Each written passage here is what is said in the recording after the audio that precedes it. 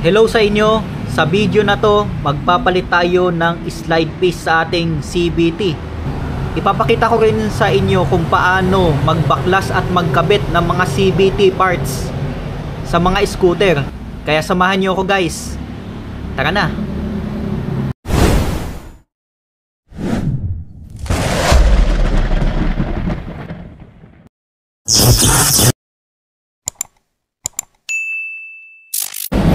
Una sa lahat, tanggalin natin ang mga bolts sa ating CVT cover. Ang size niyan ay 8mm. 13 pieces lahat ng bolts ng CVT cover sa Honda Beat FI. Gagamit tayo ng impact wrench para mas mabilis ang pagbaklas ng ating CVT parts.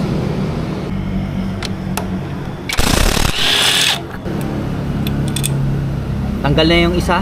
Ito ang advantage pag meron kayong impact tools o impact wrench para mas madali ang pagbaklas at pagkabit ng mga tornilyo.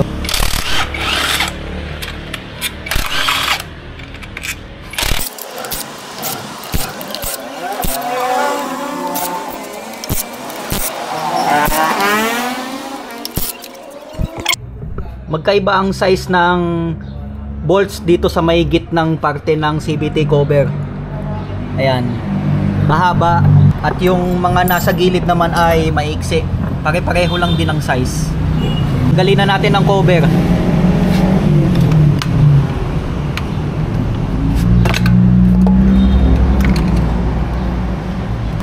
CVT reveal. Ano ang ginagamit kong CVT? Yan nga pala ay RS8 pulley set. At ang ating lining ay Gecko clutch lining.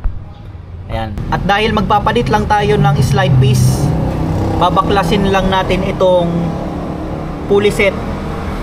Gagamit tayo ng 22mm na socket wrench. Ito siya, 22mm.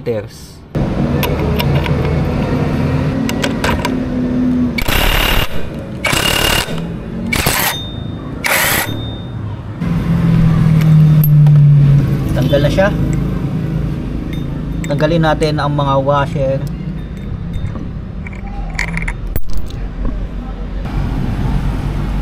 Medyo marumi na yung CVT natin, pero magpapalit lang muna tayo. Ito yung pulley.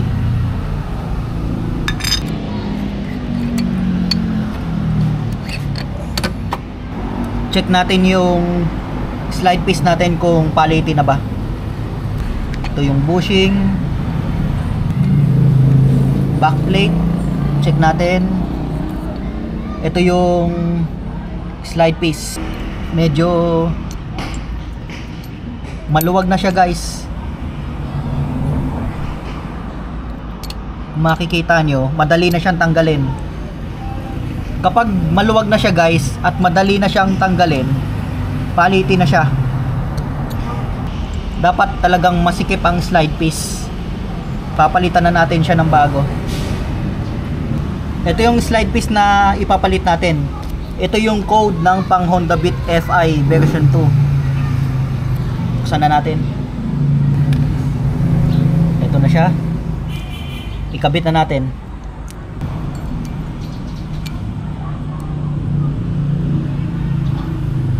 Yan. Pag kinabit mo siya tapos tatanggalin mo, mahirap siyang tanggalin. Dahil ito ay masikip pag bago pa. Habang tumatagal yan ay lumuluwag. At kapag yan ay lumuwag, nagkukos yan ng ingay sa may pulley. Ayan. Kabit na natin. Sa mga stock na pulley set, kapag maluwag na ang slide piece, maririnig nyo na pag inaalog nyo, malakas ang tunog. At pag hindi pa yan napalitan, maaaring maghukay na yan dito sa may poste na kinakabitan ng backplate. Diyan nag-i-slide ang slide piece kapag umaangat ang bola natin. Kaya ang mangyayari, lalong ninipis ang poste na ito at lalong iingay ang pulley set natin. Kaya dapat lagi nyo siyang na-maintain. Lagi nyo papalitan ng bago at original na slide piece. Kapag kayo ay magbubukas ng mga CVT guys, lagi nyo rin i-check ang mga bola kung meron na bang kanto. Kapag may nakita kayong mga kanto, pwede nyo na yung palitan. Check natin. Wala pa siyang mga kanto guys. Bilog na bilog pa rin. Kung mapapansin nyo, ang gamit natin na flyball ay JBT brand. JBT 13 grams na flyball. Matagal ko nang gamit itong flyball na ito, hindi pa siya napapalitan. Hindi ko matandaan kung ilang kilometers o ilang libong kilometers na ang tinatakbo nito. Kung ikukumpara sa mga stock na flyball ng Honda, madali kasing magkanto ang kanilang mga parts. Kaya suggest ko sa inyo, bili kayo ng mga aftermarket na flyball, basta't original,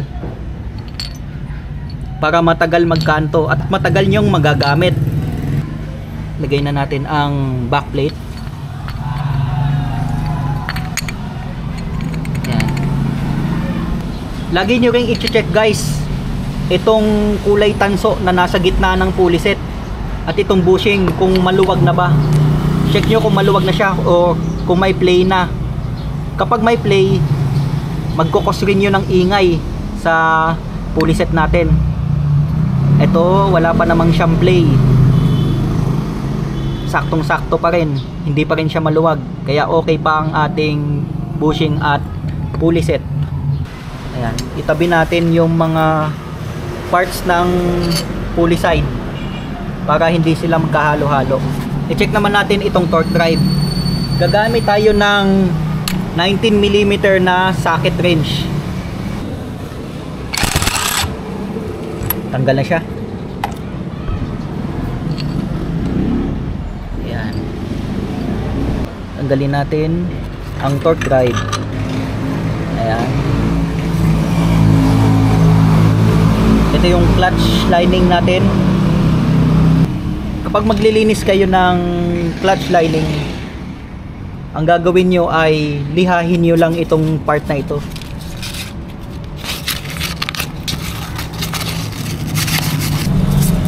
Lihahin nyo hanggang sa bumalik yung dati niyang kulay. Gamit lang kayo ng manipis na liha. Check natin yung clutch bell natin. Ang clutch bell pala na gamit ko ay re-groove o may groove na siya. Ayan. Mas malakas ang kapit kapag mayroong re-groove. Yun ang observation ko guys, mas makapit ang lining.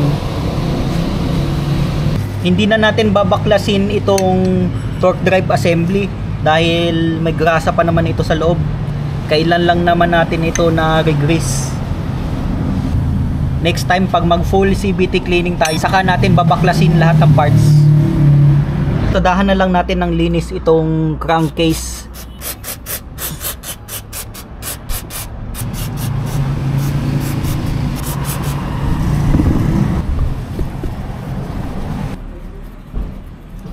Ayan, malinis na siya.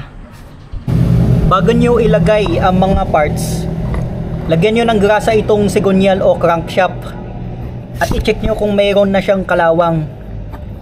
Kasi kapag ito ay kinalawang, ito ang magiging dahilan para mag-stack up ang inyong mga backplate. Ganito magiging itsura niya kapag nag-stack up ang inyong backplate. Yan guys, mahihirapan na kayong tanggalin ito pag nag-stack up siya. Kaya dapat lagi nyo yung ginagrasahan. Gagamit kayo palagi ng high temp na grasa para yung grasa ay tatagal sa init. Lagyan natin ng konti lang naman, huwag nyo pupunuin.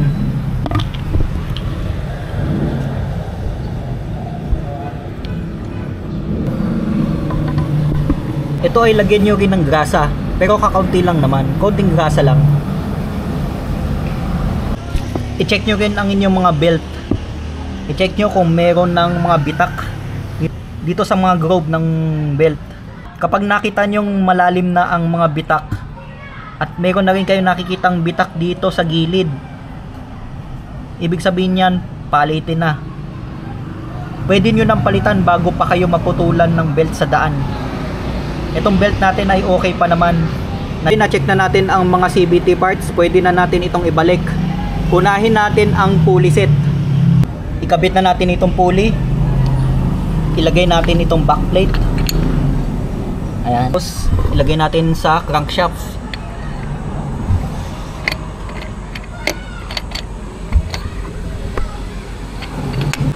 Pasok naman natin itong bushing. Kung mapapansin nyo guys, meron siyang tatlong groove dito sa side na to, at sa kabila ay wala. Ang orientation nito ay itong side na to na merong tatlong groove. Ito ang ipapasok natin dito. Ayan. Ilagay natin itong pulley washer. Sa stock na pulley washer, mas malaki dito. Isunod naman nating ilagay ang torque drive assembly. Kapag magkakabit kayo ng belt guys, dapat ang orientation yan ay nababasa nyo itong Honda Bando. Dapat nakaharap sa inyo yan. At ilalagay nyo dito sa may torque drive. At bago nyo ikabit itong torque drive, ang gagawin nyo, pigain nyo lang itong center spring para lumubog itong belt. Ayan. Ayan. Lumubog na siya, tapos saka nyo ikabit.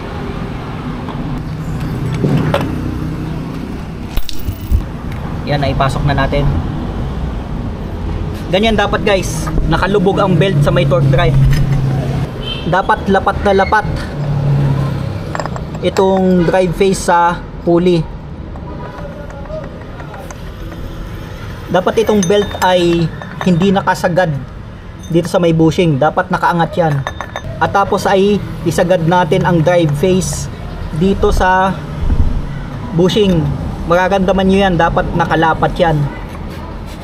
Dapat makikita nyo ang groove na to, itong groove ng sigunyal.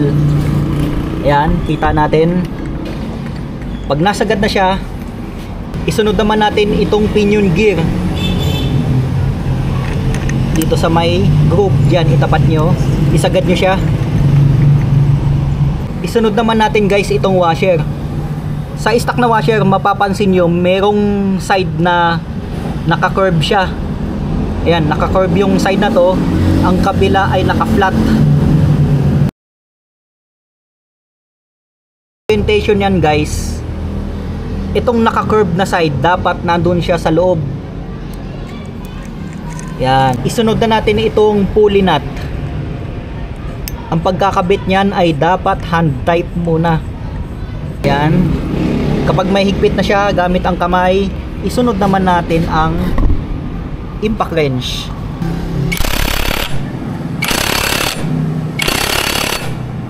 Okay, tapos na yung sa pulley. Sunod naman natin itong sa torque drive assembly. Ikabit na natin ang clutch bell. Itong nut, katulad ng sinabi ko kanina, laging nasa loob ang curved side ng nut at nasa labas ang flat side. I-hand tight ulit natin ang nut.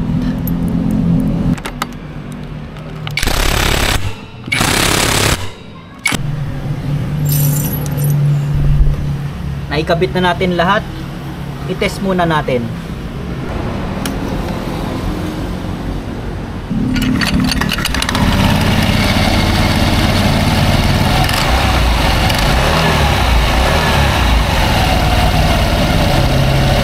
Ibalik na natin ang CVT cover.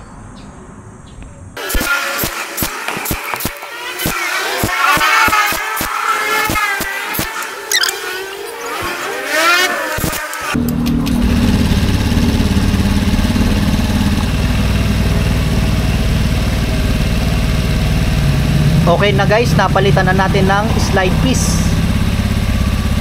Ayos ang pagkakakabit ng ating CVT. Ganun lang kadali kung paano magkabit at magbaklas ng ating mga CVT parts. Kayang-kaya nyong gawin yan guys. DIY maintenance lang. Basta't may sapat na tools lang kayo, kayang-kaya nyong gawin yan. Salamat po sa panonood. Hanggang sa mga susunod na videos ulit. Ride safe po sa inyo.